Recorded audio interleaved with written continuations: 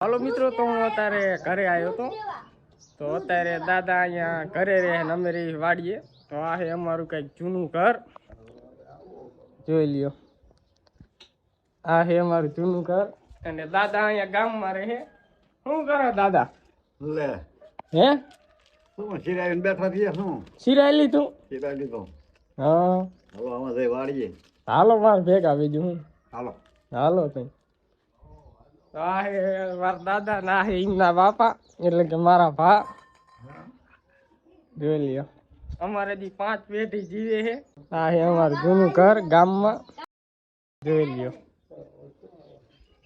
તો હવે મારા દાદા કે તાર દાદી ને દેખાય. તો જો મારા દાદી રાતે છે, જો શું કરો? ચા બનાવે છે. ચાલો હવે જઈએ આપણે વાડીએ.